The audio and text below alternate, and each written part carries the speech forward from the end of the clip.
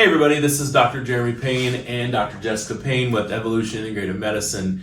And today we wanted to chat a little bit about ear infections, specifically ear infections in children, ear infections in babies. Because I know a lot of moms out there are wanting a natural alternative to tubes and antibiotics and things like that, because we all know that antibiotics can ruin the gut flora and really hurt the digestive system.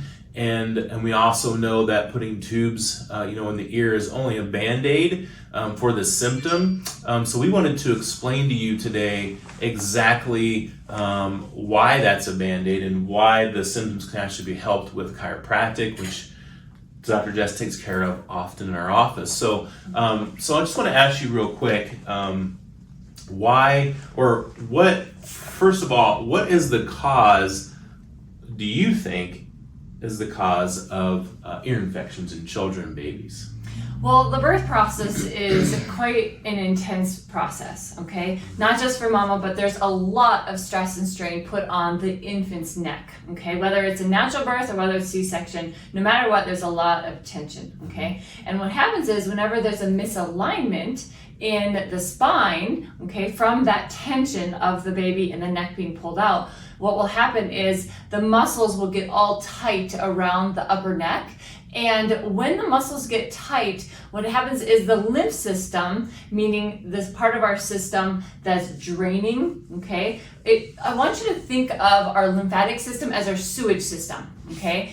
And the sewage system needs to be running like a river, okay? And when it doesn't run like a river, think of a pond, okay? When a pond sits and gets stagnant over time, what will happen is it'll start to breed, gunk on the top of the pond, it'll start to stink, etc. Well, there's bacterias and there's all kinds of parasites in the water, and right, you wouldn't drink that water, no. Right? And that's what happens is the lymph starts to pool whenever there's a misalignment in the spine. The neck gets really tight, those muscles don't allow the lymph to flow, and then all of a sudden that lymph gets stagnant. And the first place it gets stagnant, because from here up we have 1/3 of our lymphatic system, okay? So if it's not draining like that river, then it's gonna start to pool, okay? And that's why you'll start to feel like lymph nodes on the neck or in the back of the ear getting swollen, and then all of a sudden the child will have a congestion in the sinuses, maybe some runny nose, but then eventually when the sinuses can't hold anymore, it backs up into the eustachian tube, and that's ultimately what happens is that excess fluid will occur. So it's actually it's like a cascade of events that actually happens before that ear infection truly came on. Yeah, so I know that whenever children and babies, obviously as they're developing, the eustachian tubes are horizontal. They're born horizontal like this. And so as we get older, then they go vertical, so that allows the fluid and things like that to drain easier. And that's why we think that, children have the most difficult time with ear infections, and why it occurs so often. Well, it's one reason is because they are horizontal. The other thing I think too is inflammation, right? So especially like in children now that are eating, and so what we see a lot of is where the child's actually really inflamed, because inflammation causes disease and illness, and we'll talk more about that later. But I think that it all starts in their diet, and so when we look at their diet and the inflammation that's created by food, then we think of, I always tell parents, whatever causes the inflammation, which is the dietary things, and the body tries to cool it, right? So it makes mucus, and so it's like its water source, and so that is formed in the gut, and then also since the gut is connected to our sinuses and to the ears, then what happens is it produces more mucus to cool off the inflammation in the body, and then it just and then what you just said, then the the lymphatic system starts to back up, right? Yeah, it's really important to understand most babies, they don't start truly getting the inflammation built up until they start transitioning from breast milk to whether it's foods that are mucousy and the child's sensitive to. Because oftentimes people will start to introduce foods, but then is when the inflammation truly builds up. The breast milk babies, really, I don't see a whole lot of ear infections in the early part of their of their life. It's during that transition from 6 months on. And it's a couple there's quite a few factors. Unless, right, the mother is eating poorly. Yes. Right? But so the people that are, that are coming in our practice, I would say half of them at least are doing pretty decent on like the eating because they've been doing this process of holistic healing and, alternative food choices for a long time. But the other half,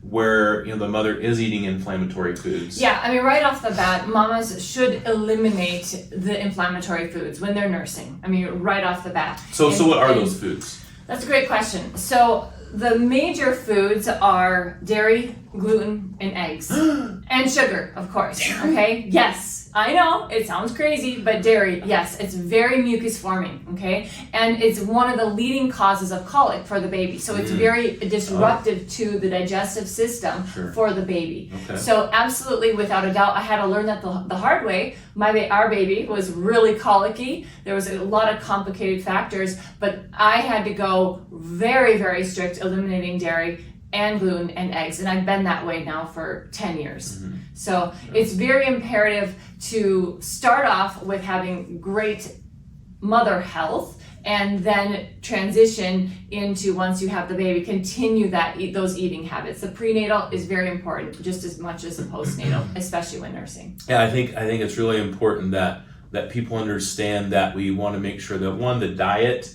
is anti-inflammatory because we don't want to produce mucus. So, and the other thing is if we get them adjusted, then their neck, all the bones in their spine and the nerves are firing properly, and we're getting the information to the body that it needs, and so there's no tightness in the muscles, so it keeps the lymphatic channels flowing like a river, and there's no backup, in that, in the lymphatic system. So then there's no, hopefully then there's nothing to breed, right? Then there's no bacteria and things like that. So getting their spine checked is really, really important. Yeah. So what we advocate for, obviously, is that, just getting checked, having a consultation, just for us to figure out if it's a process that can, help you or your baby or even a friend or a family member, and we're always open to doing that because, we feel that there is an alternative to antibiotics and to tubes in the ears. Yeah, and I know for most families,